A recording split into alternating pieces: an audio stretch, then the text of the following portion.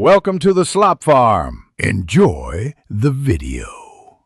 You start by verifying where space is used. Open Google account storage and confirm Gmail is the culprit. Once done, filter by size and date.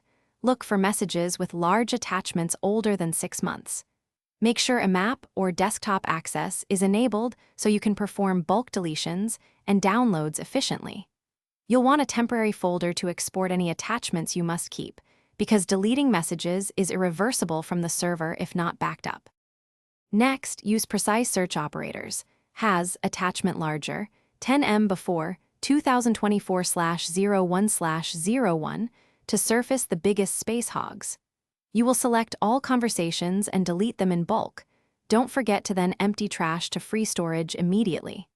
If attachments must be kept, export them first via Google Takeout or download via an map client. This step clears the largest items fast while preserving anything essential. Finish by checking your Google account storage page and ensure the used space decreased.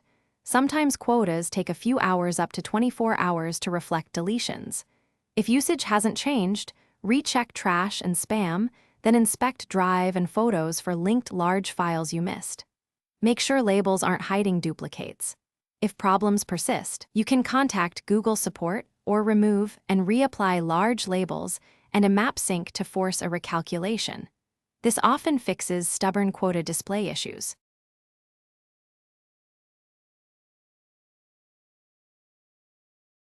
Thanks for watching. Consider subscribing if we helped you today.